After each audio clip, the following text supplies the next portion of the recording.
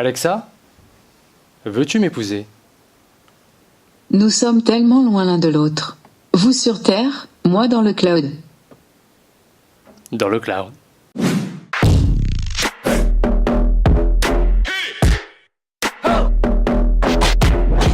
Bonjour à tous, aujourd'hui on se retrouve dans cet épisode de Sales Director avec Alain Garnier. Hello. Le CEO de Jamspot. Tout ça pour parler d'un produit que vous avez sous les yeux, un produit particulier, Amazon Echo. Et oui, parce qu'il est sorti en France il y a tout récemment, et puis nous à Jamspot, comme on est beaucoup dans l'innovation, on l'a précommandé pour que le jour même, on puisse jouer avec la bestiole, voilà. Donc c'est parti, on va voir ce que cela donne. Oui, alors du coup, ce qu'on veut essayer, c'est voir ce que ça donne, nous, en B2B, pour les entreprises. Parce que quand je regarde, vas-y Eric, hein, si on lit le truc, voilà. Alors c'est là. Donc Deezer, France Info, Allociné, L'équipe, Marmiton, Domino's, La Fourchette, c'est que des trucs grand public. Alors nous, Jamspot, effectivement, on est plutôt B2B, on est pour les entreprises. Totalement. Donc, voilà, nous, ce qu'on veut faire, c'est twister notre ami Amazon Echo pour le monde de l'entreprise. Voilà, c'est là où on va apporter de l'innovation d'usage. Oui, voir quels usages sont possibles, qu'est-ce que l'on peut faire avec la machine, mais dans un cadre un peu plus professionnel. Allons-y, c'est parti.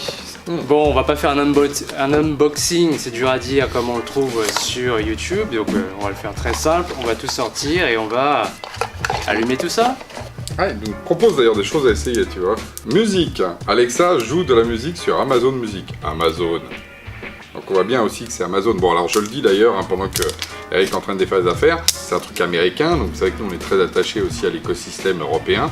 Alors je signale que nos amis de l'Inagora sont en train de sortir un équivalent qui s'appelle Linto, et que dès qu'il sera disponible, on est dans le programme bêta avec eux d'ailleurs, on aura aussi le plaisir justement de l'intégrer.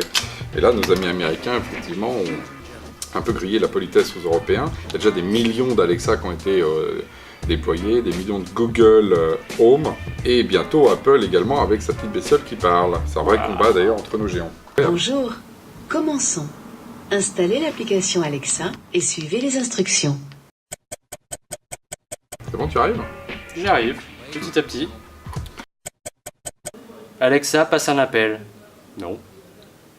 Alexa, toujours pas. J'ai l'impression qu'elle tourne toujours en orange. Alexa? Ouais. Il y a un petit problème.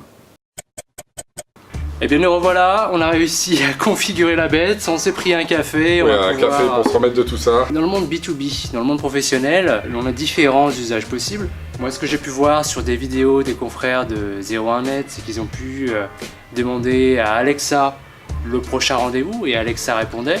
Ensuite, avoir des informations sur les entreprises que vous visitez. Alexa, peux-tu me donner les dernières actualités de la société Jamspot? Voilà. Ah non. Je pense qu'on l'a séché. Alexa, où se situe la société Jamspot? Désolé, je ne suis pas sûre. Ah bah oui.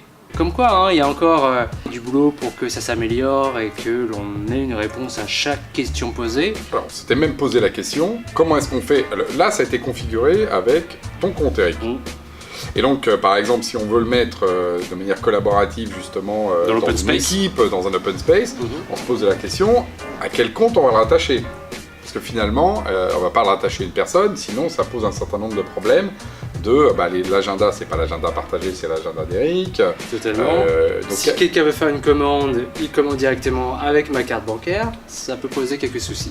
Ce qui va nous amener sans doute à reconfigurer ce qui avait été très très simple, du coup, avec ton compte, pour le faire avec un compte corporate, si on veut pouvoir jouer avec. Ça, c'est la première chose. On a un deuxième problème que l'on voit, c'est pour arriver à faire en sorte que l'on puisse utiliser cet outil et le personnaliser en fonction de qui parle, eh bien Amazon manque d'une reconnaissance vocale. Aujourd'hui, c'est pas le cas. Donc n'importe qui pourrait notamment passer une commande comme je l'ai évoqué juste avant. Après, le troisième point, mais ça faut qu'on regarde d'un point de vue un peu plus technique, hein, on était allé voir un petit peu avant, c'est qu'il faut rajouter ce qu'on appelle des skills, donc c'est les capacités Alexa. D'ailleurs là, par exemple, il nous en a parlé, il nous a dit qu'il fallait configurer l'accès à l'agenda. Et par exemple, si on veut que notre solution collaborative GenSpot, s'il se passe quelque chose, réagisse avec Alexa, il va falloir coder un skills qui va permettre de faire justement ce lien. Alors ça pose après l'autre problème, c'est que du coup, pour des gens comme nous, il faut coder un skills pour Alexa, un autre pour Google, un autre pour Apple, et on se retrouve avec le classique multi-device sur lequel il faut faire un certain nombre d'interfaces et tout ça évolue vite. Donc je pense qu'avant que ça se stabilise là aussi, il y a un peu de temps, et on voit que le B2B, il y a sans doute un peu de temps, donc ça rentre dans l'usage, et à commencer par le fait que c'est nominatif, une bestiole comme ça. Et donc, si on imaginait quelques usages avec un RSE comme GemSpot, qu'est-ce que l'on pourrait faire? Nous, on a un truc, c'est le flash info. Un flash info, c'est un truc qui est envoyé à tout le réseau. Donc le principe, c'est de dire, à un moment donné, le flash info, je le vocalise par Alexa. Donc ça, par exemple, c'est un usage qu'on voit très très simple. Alors, qui pour le coup est sans doute à la portée du système, parce que tout à l'heure, on a pu, depuis ton mobile, utiliser finalement Alexa, qui a comme tout simplement une enceinte connectée. Ça, c'est un premier exemple. Vous avez un rendez-vous, une réunion, et bien, quelle sera votre prochaine réunion? Je pense qu'on pourrait faire ce type de choses. Après, il y a les questions-réponses. Donc le principe, c'est de poser une question à la communauté, donc là en l'occurrence à travers Alexa, et que Alexa redonne en l'occurrence les réponses, là à nouveau vocalisées, celle qui a été choisie par la communauté. C'est une façon très simple d'avoir un jeu de questions-réponses, comme on a essayé de faire tout à l'heure sur l'adresse, ou pour avoir des infos produits, par exemple, ou des infos sur le changement d'un prix commercial, des infos sur des procédures internes. Oui, favoriser l'entraide, rechercher une expertise. Ah tiens, quel est le numéro de telle personne? On voit tout de suite le potentiel d'Alexa dans un cadre d'utilisation de RSE. Très bien, est-ce que tu vois d'autres points à évoquer? Alexa, est-ce que tu as une idée pour nous? Je ne sais pas. En tout cas, c'est bien, elle dit pas oui et non, elle dit je ne sais pas. Et savoir qu'on ne sait pas, c'est quand même une preuve de début d'intelligence. Exactement. Et d'humilité. À bientôt!